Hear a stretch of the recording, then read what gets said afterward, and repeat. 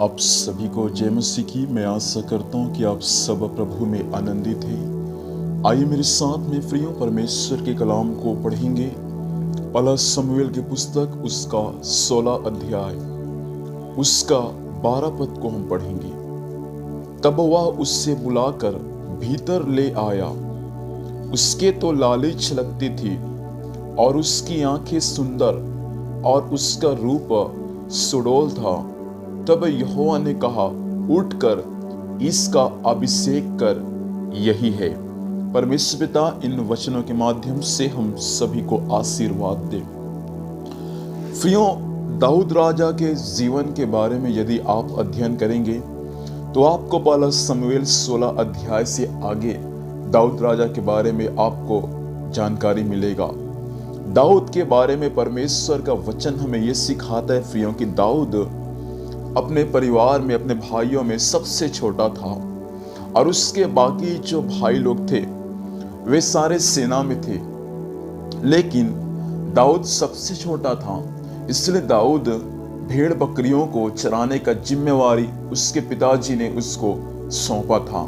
एक समय था कि सारे इस्राएलियों के ऊपर में एक गोलियात नामक एक दानव उनके विरोध में था।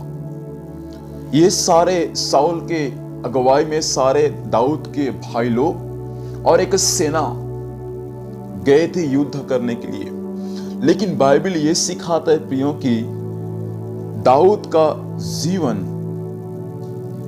हमको ये सिखाता है कि शुरुआत में कि वो एक भेड़ बकरी का चरवाहा था। दाऊद परमेश्वर पर भरोसा करता था।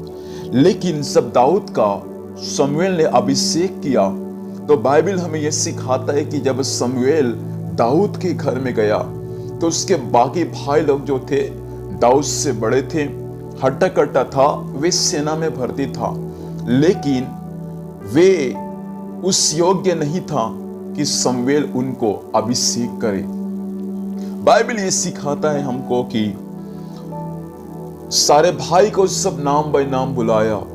कोई भाई उस योग्य नहीं था कि शमूएल उनका अभिषेक करे, लेकिन पूछा और कोई है क्या? तो बोलता है हाँ, एक हमारा छोटा भाई है जो भेड़ बकरियों को चराने के लिए जंगल में गया है। शमूएल उसका कुछ समय इंतजार किया और उसके बाद जब आया तो बाइबल ये सिखाता है प्रियो, जब शमूएल ने उसको देखा तो क्या देखा कि उसके तो लाली सलकती थी, उसकी आंखें सुंदर थी और उसका रूप सुडौल था। तब परमेश्वर यहोवा ने शमूएल से कहता है, उठकर इस लड़के का अभिषेक कर, क्योंकि यही लड़का है जिसको मैंने भविष्य में राजा बनाने के लिए चुना है। शमूएल उसको उठकर उसका अभिषेक किया। अभिषेक करने के बाद बाइबल हमें यह सिखाता है कि आने वाले भविष्य में परमेश्वर की आत्मा, परमेश्वर का आत्मा दाऊद के जीवन में बलपूर्वक उतरा करता था। और एक समय था जब नीचे को आप पढ़ेंगे तो वहां लिखा है कि साउल को जब जब दुष्ट आत्मा पकड़ा करता था, इस दाऊद को बुलाता और दाऊद वीणा बजाकर जब आराधना करता था तो ये साउल के जीवन से दुष्ट आत्मा बाहर निकला करता था। और बाइबल एक दिन हमें यह सिखाता है कि एक गोलियात नामक एक दानव जो सारे इस्राएलियों के विरुद्ध में ललकार रहा था, सारे लोग गए थे उनको युद्ध करने के लिए, लेकिन कोई सक्षम नहीं था उनसे लड़ने के लिए।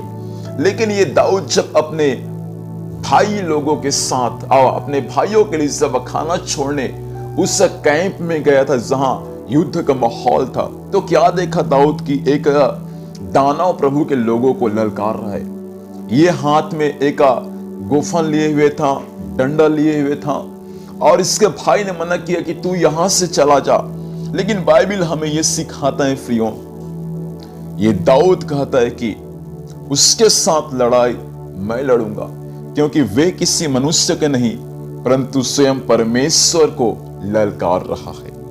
और जब दाऊद गोलियात को जब लड़ने के लिए गया तो बाइबल ये सिखाता है कि दाऊद एक पत्थर को लिया, गोफन घुमाया और जैसे उसको मारा तो बाइबल हमें ये सिखाता है कि वो पत्थर गोलियात के माथे पर लगा और वहीं पर गोलियात का मृत्यु हो गया और दाऊद तुरंत जाकर उनके तलवार से उनका गला को काट दिया। ऐसा दाऊद को प्रभु अपनी महिमा के लिए इस्तेमाल किया करता था। प्रिय भाई बहन, आप यदि परमेश्वर के लोग हैं तो प्रभु आपको भी ऐसे ही अपनी महिमा के लिए इस्तेमाल करेगा। स्वामी धन्यवाद देते हैं इस वचन के लिए। वचन के अनुसार बात किया, वचन के अनुसार सबको दाऊद के समान जीवन जीने के लिए आत्मा से भरकर आपकी महिमा करने के लिए सहायता करना। यीशु के नाम से पिता आशीष को मांगते ही आमीन। प्रभु हमें आशीष दे। आप सभी को जय मसीह की।